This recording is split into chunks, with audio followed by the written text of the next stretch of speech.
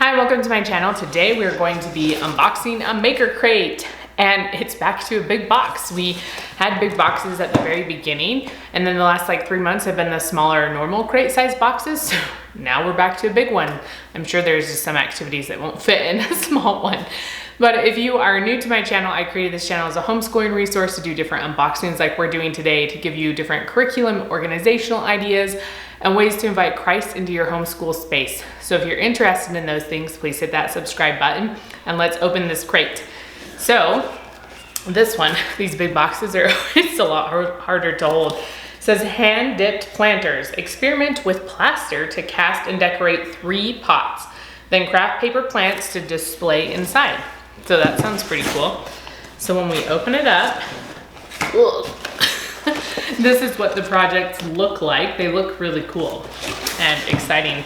I am unsure about some of the plaster clay activities. I think they're not my favorite. I haven't completely decided yet, but I like more of the sewing, painting type things, but I'm willing to give it a shot. So this is it's not our instructions. I always want to say it's in our instructions, but it's kind of just a idea book.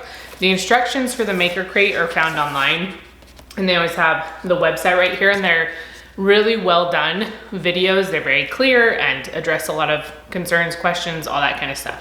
So in here they give some examples, they give some history of it, and so this is a helpful little book. That's where I find a lot of ideas, because that's always like the hardest part for me. So then in here we have some foam. This is probably to put all of our little plants that we're gonna make.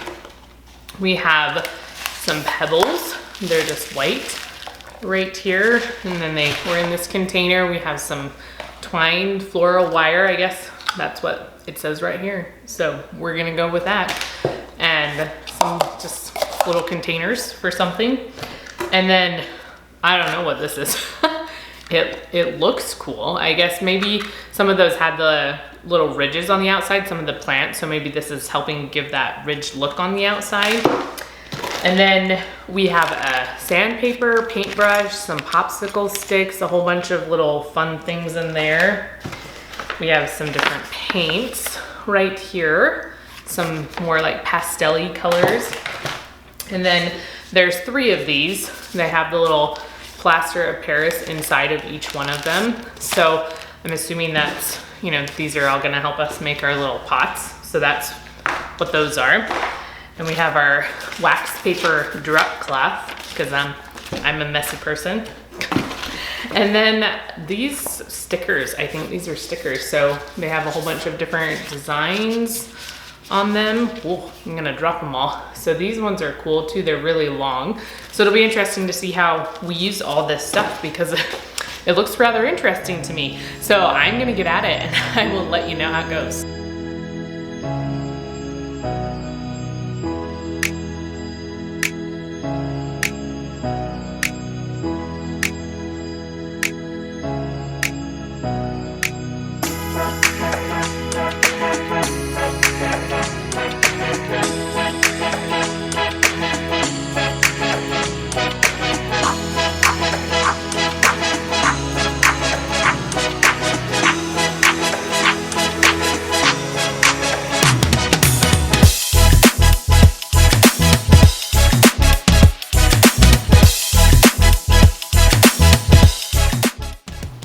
Ooh, we did a good job!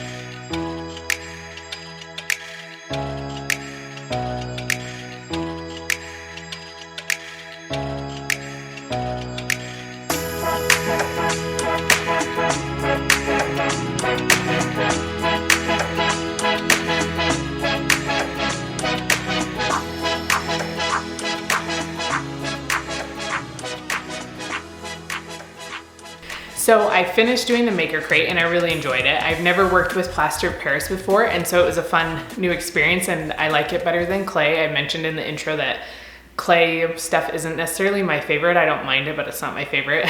But I really liked working with the plaster of Paris. So I'm gonna hold these up there. I've kept them on the box so that I could hold them all up at the same time. So here you go. These are my 3 different pots that I'm holding up. And the instructions, the video instructions online were really good and very helpful.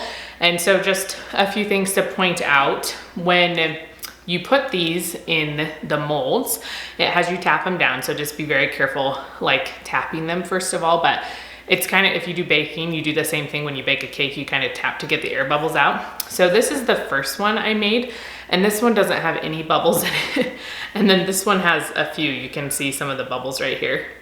And it's not gonna be perfect. I don't feel like if you had tapped it longer that it would have helped. It might just kind of depend on the consistency and how it flows in there that time, I don't know. But I thought the mold was really easy to use, and you could use it again. It gives this little plastic insert that helps it maintain its shape. And then you have the 2 different molds. So you have the round one, and then I don't know what you call this.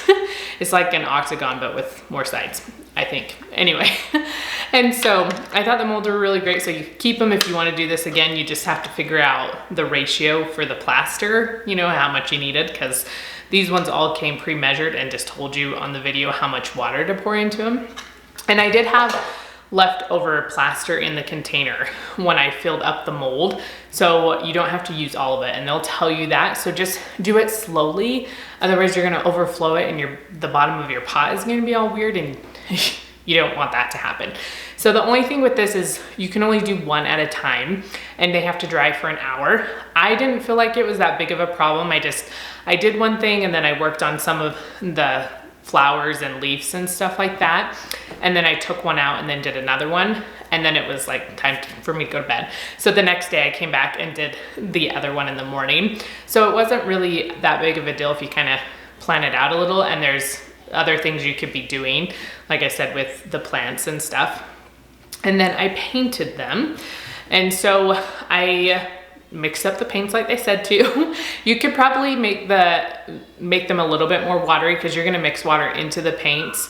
And if you wanted the color just a little bit lighter, you could add a little bit more water. So this is one of them I did, and you're dipping the whole bottom. You can dip it like this. There's so many different examples of how you can do it. You could splatter paint them, which I thought about doing and thought would be fun, but I just didn't know the best place to do it without making a huge mess. So I ended up not doing it.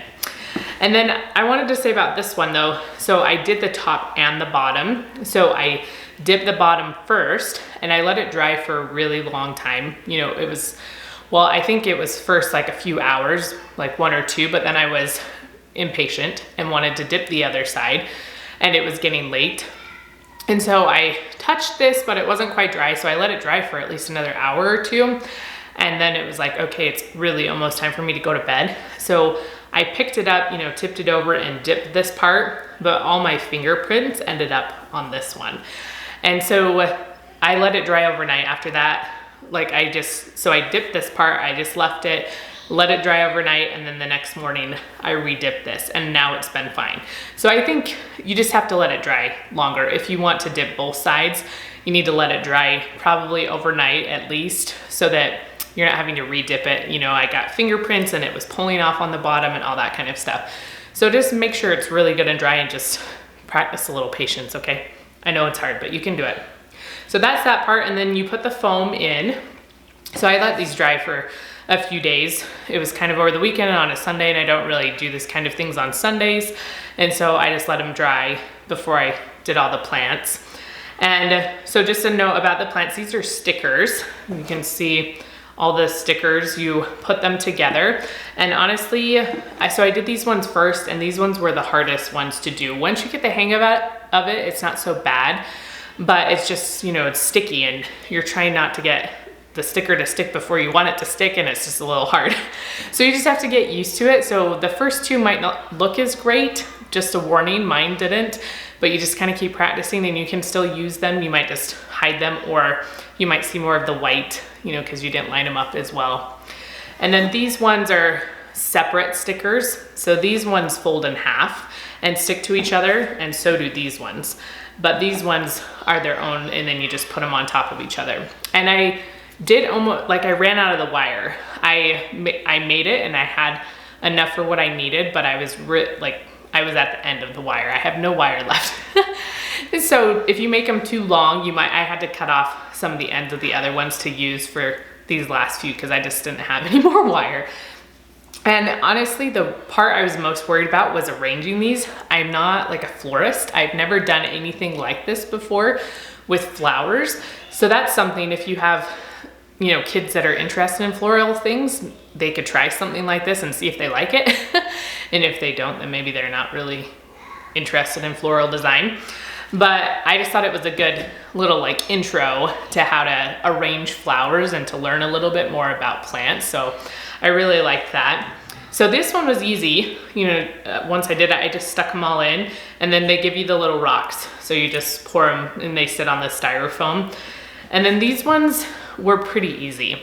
In the picture, they show some shorter ones, but they didn't explain that in the video. So if you want some shorter plants, you have to cut them before you fold them, because you're not gonna be able to put the wire all the way up after they're stuck together. So just make sure, you know, because you're like, oh, I want this cut and just have it short like this, but then you can't put the wire in anymore because this is stuck together and you're gonna ruin it. So when you're initially sticking all of these flowers and leaves together, just cut them shorter at that point and then put the wire higher. So, because this one right here is a little shorter, it's hard to see in the video, but I just tried to open it up and it worked okay, but it wasn't the best job. So anyways, so that's that one. And then this one I was most worried about. I'm like, how am I gonna create this? Because they twist them all together. If you can kind of see, they're twisted together right here. And I still have some of these ones left over right here. So I didn't use all of them because there's quite a few of them, and I thought my plant already was pretty full. And so you can twist them together to kind of get them longer or higher or have it flowing. I think they have one where it like flows off the side.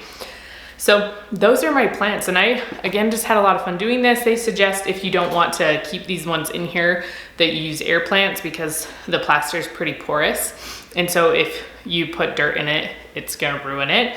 Or I thought maybe you could use them as like pen or pencil holders. I don't know, what other suggestions do you have for them once we're done having plants in them? You know, they're not super deep, so maybe you could fill them with like paper clips if you have a lot of paper clips. I don't know, but anyways, I had a lot of fun. I'm looking forward to next month's Make Your Crate. So if you enjoy seeing these videos, please give me a thumbs up, and I will see you next time.